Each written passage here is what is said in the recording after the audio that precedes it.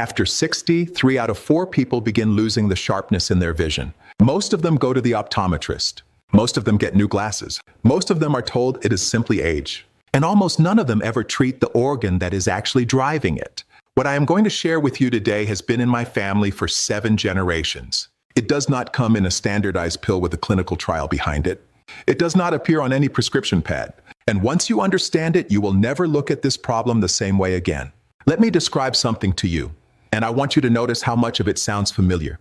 You reach for the label on a bottle and hold it further away than you used to. The morning light through your window looks slightly soft, no matter how many times you blink. Reading in a dim room takes more effort than it did 2 years ago. Under bright lights, the edges of things wash out.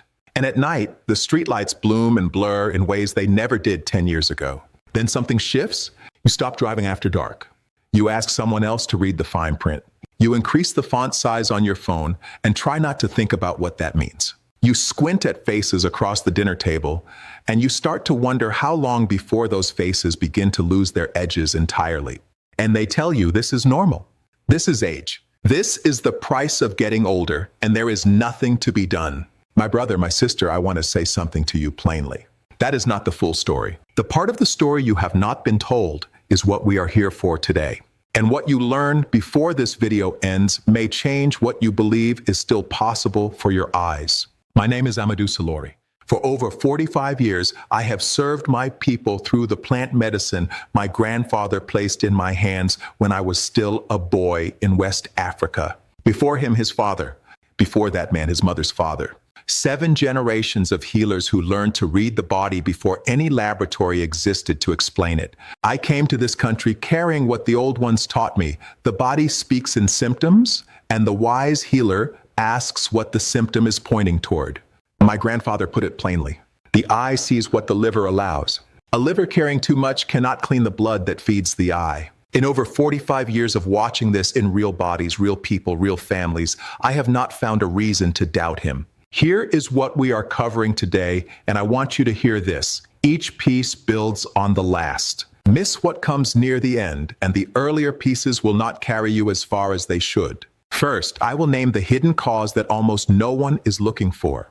Then the aging factor that makes it worse after 60. Then the 3 forces actively driving the damage right now.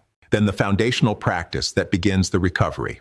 And then at the end, the piece that took me nearly 2 years of searching before I was willing to recommend it.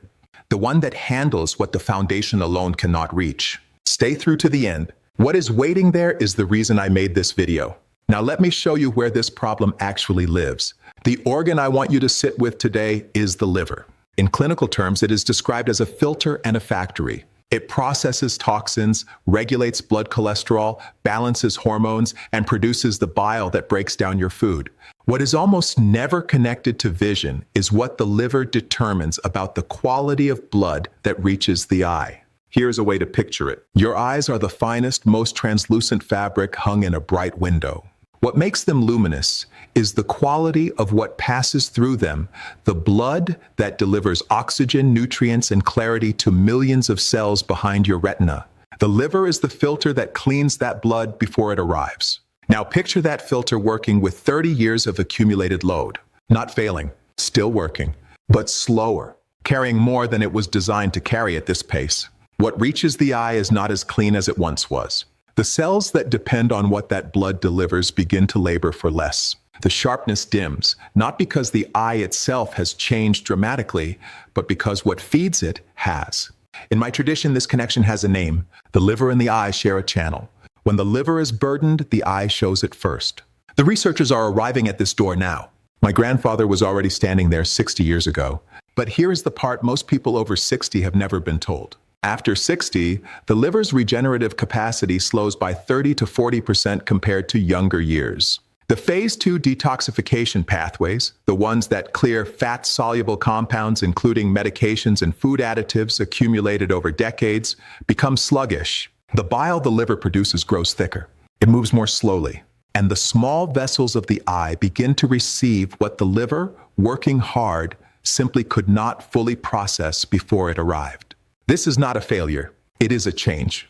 And changes can be addressed when you understand what they are. The elders in my home village who walked long distances without glasses well into their 70s, who threaded needles by firelight, who read the sky for weather with eyes that stayed sharp, they all kept the liver as a matter of daily practice.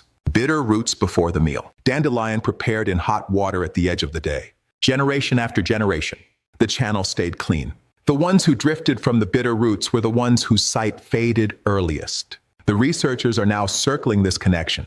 My grandmother would have offered them tea and said, yes, we know.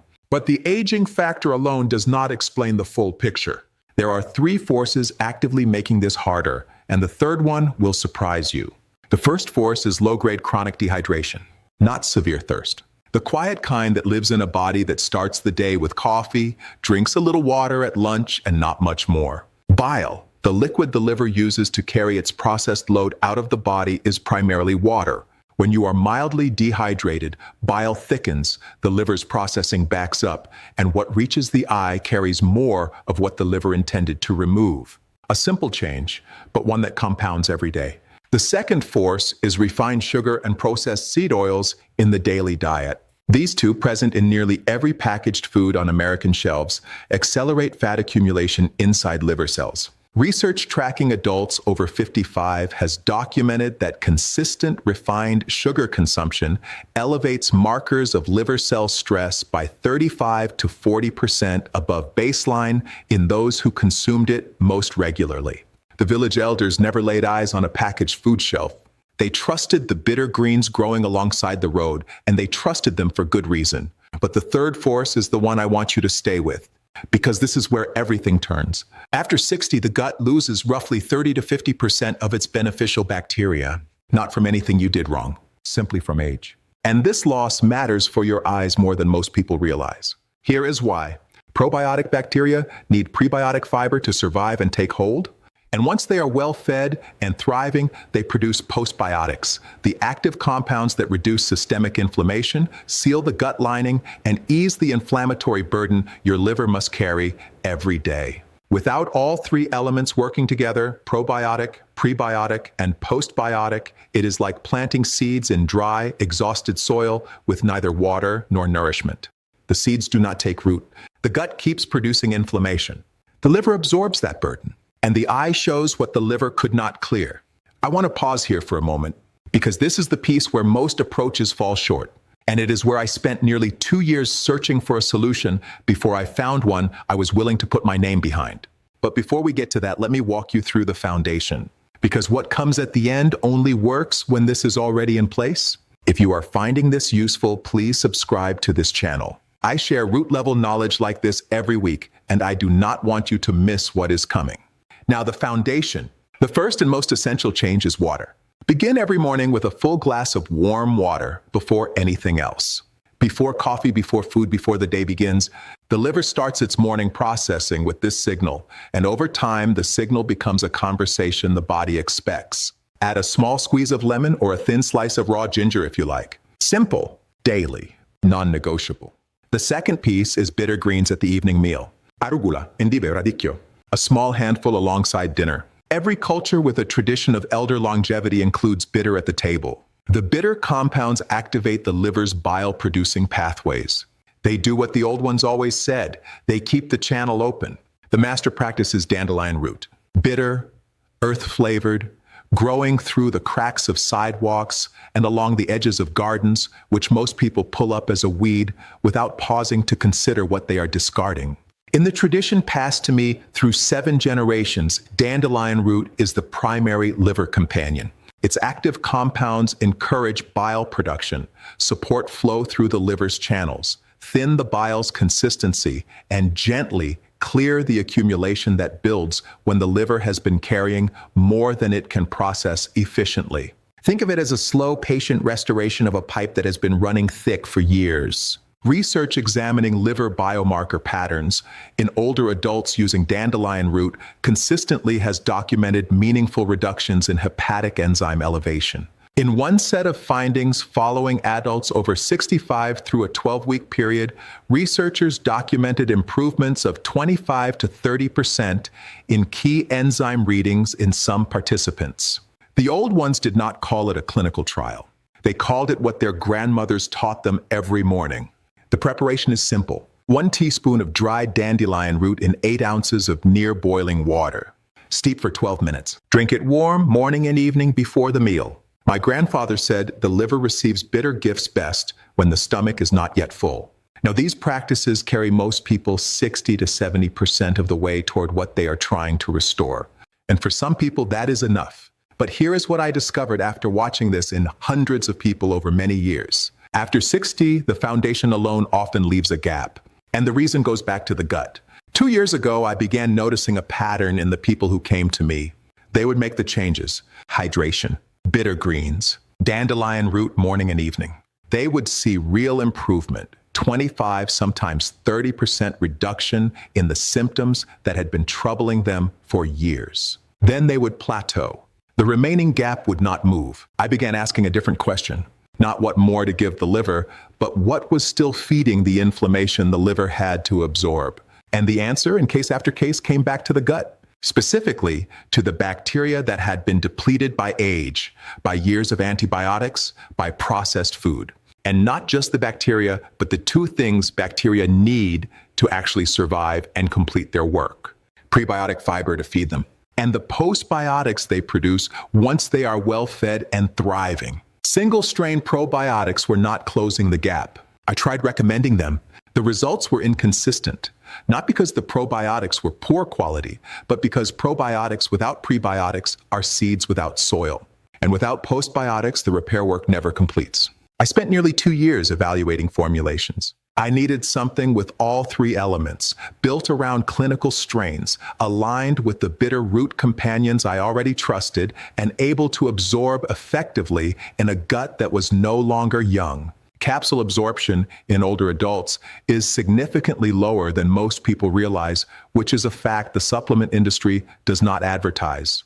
What I found after all of that searching was BoochBod, a kombucha-based gummy, not a pill, which matters because gummy formulations absorb more readily in the aging digestive tract. It contains lactospore and postbiotics, LM-1004, 2 clinically studied probiotic strains combined with prebiotic fiber, postbiotics, and dandelion root. Everything I had been recommending separately, formulated together in a preparation I could finally stand behind without reservation. This is when Dorothy's story changed. Dorothy was 69 years old, a retired school librarian from Savannah, Georgia. She had worn reading glasses for over a decade and recently noticed that even with them on, words shimmered at the edges of the page. We built the full foundation together: hydration, bitter greens, dandelion root morning and evening. By week 6, she reported roughly 25% less eye strain. Progress, real progress. Then we hit a wall. 3 weeks without further movement. That is when we added BoochBod to what she was already doing. Within 6 weeks, the shimmering had nearly cleared. The eye strain that had been her daily companion for years was largely gone. Dorothy told me, "Amadou, not one person ever mentioned the liver to me, and certainly not what the gut had to do with any of it." Harold was 76 years old, a retired postal worker from Boise, Idaho. Significant blurring in his right eye across 18 months. His ophthalmologist attributed it to early macular changes and elevated liver enzyme levels that had been discovered incidentally and never followed up on. We built the full foundation with Harold. 2 months in, his liver enzyme markers had reduced by 18%. Good progress. But we had expected more movement by then. We added BoochBod. By month 3, his liver enzyme markers had reduced by 32% from baseline. His ophthalmologist noted considerable stabilization in his visual field test at the next visit. Harold told me, "I thought I was just getting old." Nobody thought to look at my liver or what the gut was doing to it. The link for BoochBod is in the description below, and they stand behind it with a 60-day guarantee. If after 2 months of consistent use you do not notice a difference, they will return every dollar. For a body that has been carrying this burden for years, 2 months is a fair test. Over 30,000 people are already using it. If you are on long-term medication, please speak with your doctor before adding any new supplement to your routine. This information is here to support you, never to replace the guidance of someone who knows your full medical picture. Now let me share 4 things most people never hear about the practices I have described today. Timing matters more than amount. Dandelion root taken roughly 20 minutes before a meal works with the liver's natural preparation for bile production. Drink your preparation before you eat, and the effect compounds over time rather than arriving all at once and being quickly processed away. Add bitter greens at the evening meal. Arugula indiveradicchio. A small handful alongside dinner supports the same liver pathways the root addresses throughout the day. Consistency outperforms intensity. A small amount of dandelion root every single day carries you much further than a larger dose taken occasionally. The liver works on rhythm. Honor the rhythm. And warm water first before everything else. 1 cup before coffee, before food. The liver begins its morning clearing with this signal. Over time, the signal becomes a conversation the body returns to every day without being asked. 3 errors I see most often when people begin here. The first is starting with the eyes instead of the supply line. People reach for lutein, zeaxanthin, bilberry extract. These may offer genuine support to eye tissue. But if the blood reaching the eye still carries what the liver could not fully process, the supplements are working at the wrong end of the problem. Start upstream. The second is drinking dandelion preparations cold or at room temperature. Cold reduces the availability of the root's active compounds to the digestive system. Always warm. Always steeped for at least 10 to 12 minutes. The temperature and the time are not suggestions. They are the preparation. The third is expecting fast change and quitting before the shift arrives. The liver accumulated this load over years. It will not clear in a week. Give the practices, all of them together, at least 8 to 12 weeks of consistent daily effort before drawing any conclusion. Most people who stop early stop at the exact moment the change was beginning to organize itself beneath the surface. Before we close, let me say something that matters more than any herb or preparation I have named today. What you are protecting here is not just your eyesight. It is your mornings. The ability to read to your grandchildren, the face of the person across the table at dinner, the morning light through your window that you have always loved, falling the same way it has for decades. It is never too late. I have watched people in their late 70s begin these practices and notice real change within 3 months. The body at 75 carries the same desire to heal it held at 35. It simply needs the right conditions, the right nourishment, the quiet signal that someone is finally paying attention. You are the one who tends this body. You have been tending it your whole life. The earth made these remedies before we made the diagnoses. Trust what the earth offers. Trust the old ways. And trust the body that has carried you this far. If you want to try BoochBod, the link is in the description below. 60-day guarantee. No risk. Subscribe to this channel if you have not already. I share root-level knowledge like this every week. My name is Salori. May your eyes stay clear, my people. May your roots run deep. I will see you in the next one.